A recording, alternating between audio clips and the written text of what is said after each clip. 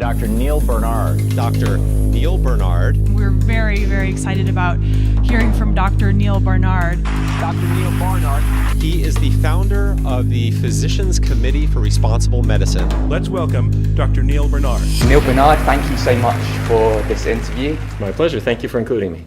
Since you started, veganism's popularity has kind of exploded. What's it been like for you as somebody who's been propelling this movement forward for many decades? It's really true. When we got started, there were not so many people following vegetarian or vegan diets, and things have just exploded. It used to be a health food store. It was a tiny little place playing folk music. The cashier was named Sunshine.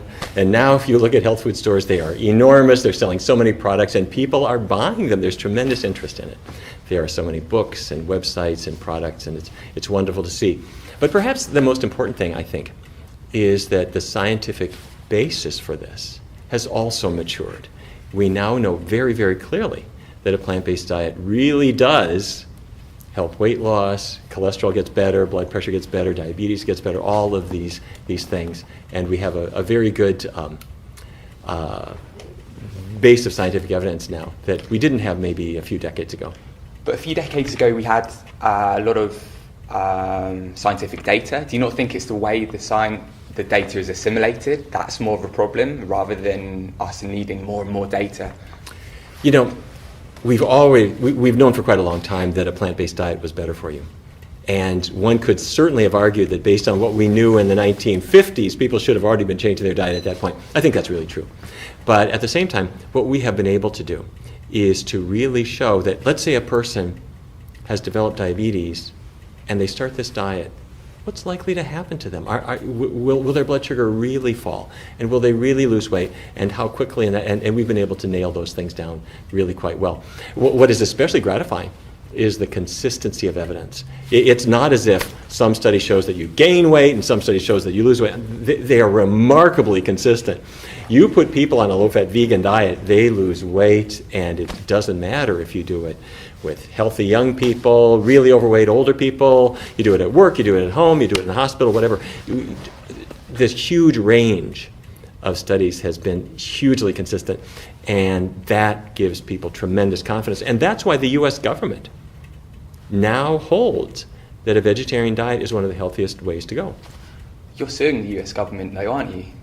We have had to fight with the government quite a lot. Back in the year 2000, we were looking at the Dietary Guidelines Advisory Committee, which makes the recommendations as to what every American should eat, but it also has ripples for the rest of the world. And we found that there were 11 people on a committee, of whom 6 were industry funded, especially the dairy industry, but also eggs and meat. And so we filed a lawsuit against the USDA at that time, simply to say, hey, you're nice people, but you cannot be letting industry dictate what people eat. And we won that lawsuit quite quickly. And things haven't been perfect since then, but we're getting better. And so industry is fighting very hard to influence these guidelines, but the government is getting better at rebuffing them, I have to say. Can you just give us a sense of what it's like to be up against these kind of industries and the animal agricultural industries worth more than oil? There's been wars over oil. What's it like? Have you had a lot of backlash? When we fight against industry, they are bigger than we are. They are bigger than all the health organizations and all the scientists all put together. But that doesn't mean you don't get into this. I'll give you an example. Years ago, the dairy industry said, if you try to lose weight, including dairy in your diet will help you lose more weight than if you just had a low-calorie diet without the dairy. We looked at the data, and the data were quite suspect. And we filed a complaint with the Federal Trade Commission. The dairy industry said, wait a minute, you don't tell us what kind of advertisements we can run. And they fought tooth and nail. But you may not be the most well-moneyed group, but if you're right, that helps. And we won. The Federal Trade Commission, it took them 2 years to decide, but they pulled the plug on these ads. The egg industry went on a very expensive campaign to say cholesterol doesn't matter. The eggs are the biggest source of cholesterol. And they said, oh, no, eat all the cholesterol you want, it won't affect you. And they worked really, really, really hard. There was quite a lot of, I hate to use the word corruption, but money has played a pretty bad role in this. The egg industry gives money to scientists to do studies, and they end up sort of buying their loyalty. It's the definition of corruption. However, the U.S. government, when it was formulating the dietary guidelines, the advisory committee said, let's go along with that. Cholesterol is not really such a big deal. And we showed that on the committee there were 4 people that had economic ties to the egg industry, and they were in charge of this policy. We filed suit. And as this was percolating, the government itself said, wait, cholesterol is a problem. I don't care if it's egg funding or who it's funding. Cholesterol is a problem. You eat cholesterol from eggs, your blood cholesterol rises. And the way it came down was the government said you should eat as little cholesterol as possible. How do you do that? Plant-based diet is as little cholesterol as possible. Plant-based diet has no cholesterol. So you're talking about getting the messaging out there and kind of getting rid of the misinformation. But even if people did know about the benefits of plant-based nutrition, the everyday person, if everyone knew, do you think people were ready to make that change, even if they knew? We've got the data. Are people ready for that information? Everybody is different. There are 12-year-old kids sitting at the dinner table thinking, I like chickens, the ones we have at school. Why am I eating this chicken now? And one of the reasons that their parents say you have to is because they had thought it was dangerous to be a vegetarian, and so they would say, no, you have to eat meat. Well, now the parents have a great deal of comfort realizing that the kid who says, hey, Mom, I am not going to eat this meat anymore, that is a future cardiologist. That's the smartest person at the table. So that has been a big change. And there are adults who say, I'm kind of hooked on this stuff, whether it's cheese or meat or whatever, but they get motivated when they're having trouble losing weight, or the doctor's adding more and more pills, or they're having more and more side effects. And they will want to change as well. And for them, it's very heartening to know that diet changes really will help them. So we've seen an elimination of the negatives and a great accentuation of the positives, the benefits that come from a plant-based diet. I believe veganism's kind of boom in popularity can largely be attributed to increased grassroots participation. You're heading up an organisation that's lobbies on a sort of governmental level. What do you think is going to drive this movement forward more? Grassroots activism or the kind of stuff you do? We have to work at more than one level at the same time. If we are not working on policy, then you've got your one arm tied behind your back. For example, a kid might want to have vegetarian meals at school. Well, if the U.S. government says you can't, we got to stop that. But I agree that the forces that really kind of win the day come from culture. Are you seeing this on TV or not? Are you seeing the products at the store or not? Are friends talking about it? So that's why we favor books and websites and all the things that take what we know from science and get them in front of people. And that's why we love movie makers, people who get films out, people who put it in their songs, on their CDs, all this kind of thing. You put all that together between reassuring policies, doctors who say, this isn't bad for you to change your diet, it's good for you to change your diet, and just as much noise as we can make. That's the way you win.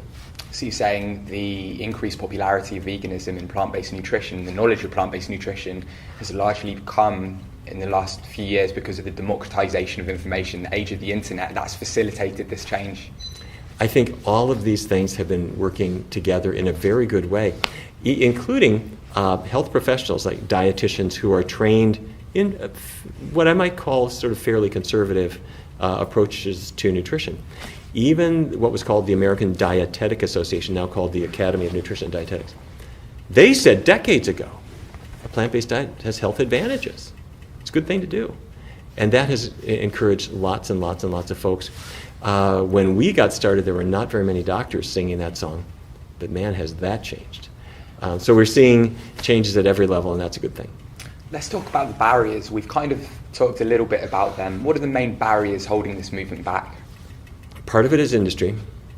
Barrier-wise, industry is very eager to sell their products and very eager to create a pretense that cows are happy to give you milk and they're enjoying a bucolic existence, as opposed to the truth, which is if you wanted to see them getting artificially inseminated and having their calves taken away at birth and and ultimately being slaughtered, it's not so pretty. Industry pushes hard. Industry also has found ways to extract money that it can use then for advertising and promotion, and the U.S. government subsidizes the feed grains that the cows and the chickens and the pigs eat, and that keeps the prices low. But industry is not our biggest barrier. The biggest barrier is our culture. It's ourselves. Your average person eats what they grew up eating and what was familiar to them, and that's the biggest thing. And so the way to deal with that is to create a new culture, which of course is happening. There are so many kids now who know the word, nobody says veg-gen anymore. They've heard the word vegan, and they've seen these products, and they know what they are, and they're getting familiar with them, and they like them, and they've heard about the environment, and people stop debating whether environmental change is real. It's obviously real. Things You've are changing. been quite vocal talking about the environment. I've seen you a couple of years ago with Gene Bauer on a stage talking about the ethical issues of veganism. Right. Do you think that makes your mission as a medical doctor harder? That you're so open about the ethical and environmental issues? No, I don't think so. I think it's really important to tell the truth for a couple of reasons. One is that if I'm talking to a 16-year-old kid, I can talk to them about prostate cancer until I am blue in the face. They do not care. But if that's an animal-oriented person or an environmentalist, let them know. Their coronary arteries don't care why they change their diet. Work with the motivations that matter to your patients. That's number one. The other thing is that in the world of tobacco, at first when the tobacco industry was coming under scientific scrutiny for its contribution to lung cancer and other conditions, researchers could be quite even-handed. And they would do their studies saying, I don't know, let's see what we find. By about the 1960s, it was really clear. We still needed research on tobacco and on health issues, but researchers no longer pretended that there was something ethical about marketing tobacco products. They were clear about that even while they did their research. That's the world that I am in. Now, I have to be clear that the industry that I grew up with in North Dakota is not so kind to the environment or the animals, and to not acknowledge that is just silly. But when I do research studies, I do them carefully in a double-blind fashion, or a blinded fashion, so that whoever is assessing the results doesn't know who's in which group, and it has to be done objectively. And it has to be done in a good peer-reviewed way, and we have to be careful about it so that it's real. But the facts are the facts. The dietary guidelines, should they be influenced and affected by environmental and ethical issues? When the dietary guidelines were revised this last go-around, the committee said we have to look at the environment, because not only do food choices affect the environment, which in turn will affect health in a lot of ways, flooding and accidents and all kinds of problems, plus the environment is affecting, the environmental changes are affecting how you produce food. That was the first thing. The other thing is they, I think, made a cogent argument. They said, if you don't consider the environment, but let's say you're telling people eat wild-caught fish, and there's no wild-caught fish anymore to have. They said, we have to talk about the environment, because otherwise it's ludicrous to try to make diet guidelines without that. Well, they were defeated. The U.S. government, the Secretary of Agriculture said, his words, we're not going to color outside the lines. And they took all the environmental stuff out, unfortunately. Wow. Unfortunately. I think they should consider these things, yes. Definitely. Let's talk about another barrier, low-carb doctors. Do you see them as a threat to the movement? For many, many years, there have been doctors who have said, if you're overweight, take out all the carbohydrate, or most of the carbohydrate from your diet for a while, and since that's half of what you're eating, you're going to lose weight. I mean, you take out all the potatoes and all the bread and all the fruit and all the beans and all the pasta, you'll lose weight. Like a hyena taking away meat, it will probably lose weight. You will lose weight. However, after a period of time, you say, this is like starvation. Can I bring these foods back? And the weight comes back, but worse. In that interim, if you're not eating all of those healthy foods, what are you eating? You're eating meat. You're eating heavy cream. And weight loss normally causes cholesterol levels to fall, but on these fatty, high cholesterol diets, sometimes people's cholesterols, despite the fact that they were losing weight kind of from semi-starvation, their cholesterols went up, sometimes way, way up. And when Dr. Atkins himself, poor man, I mean, he died of an unfortunate accident, but then there was a big controversy, which I was in the middle of, where he had heart disease that he hid from people. Because he had his agenda to push his diet. My feeling was that people should know that this is not a benign diet, and it's not a natural diet. People are natural herbivores, just like every other great ape. Like it or not, we are not dogs and cats. We are great apes, and the foods that are natural to us are those that we can pick with our hands. So. The low-carb doctors, do you think, this is a controversial question, you don't have to go there, but I'm going to ask it, why not? Do you think they recommend meat-based diets because of a lack of integrity, or is it just because they're misinformed? I've often wondered why it is that some people are so wedded to the idea of low-carb. And they'll say you should really have a steak, and it forces them into all kinds of rationalizations, like cholesterol doesn't matter, I guess saturated fat doesn't matter, and the links with heart disease and Alzheimer's disease, let's try to discount them. It puts them in a tough spot, and I'm really not quite sure where that motivation comes from. Depends, I guess, on an individual level, and I don't want to get obviously into anything personal. Well, let me say one thing.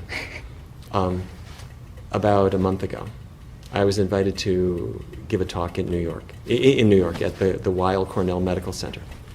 And the talk that I gave was hosted by the Atkins Foundation with money that had been left by Robert Atkins himself. And I took that to mean things are changing. Are there any other barriers that we haven't talked about that are holding this movement back? One big barrier is addiction. And I'm going to put that word in quotes.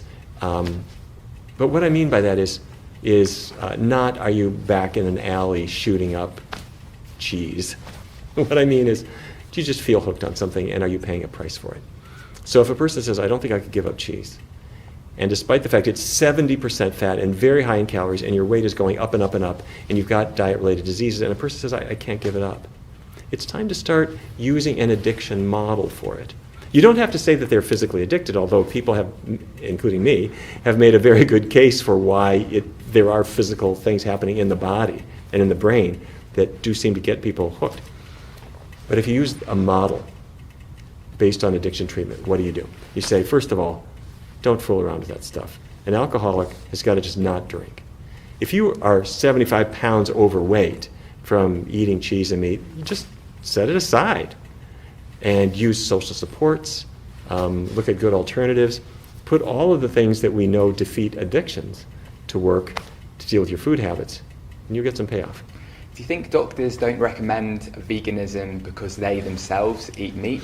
I say veganism, I meant plant-based diets. There are a lot of doctors who don't yet promote vegan diets or encourage them, and I think it's because of a lack of familiarity. They didn't grow up with it and they never tried it. And I hate to say it, they're a little bit like the doctor who is sitting with a smoker, and the smoker can see through the doctor's white coat pocket the outline of cigarettes. That doctor has no credibility. And years ago, other doctors started writing in journals, to be a credible health advocate, you must be a non-smoker. And doctors have quit smoking and just, to a great degree. A doctor who's not a vegan not only isn't very familiar with it and less likely to recommend it, but is likely to maintain myths like it must be hard to do. I can tell you, it's not hard to do a vegan diet. It's much harder to count calories with an old-fashioned calorie counting diabetes diet and try to lose weight by doing a traditional kind of diet. A vegan diet means you can eat as much as you want within reason, obviously, of healthy food. Very simple.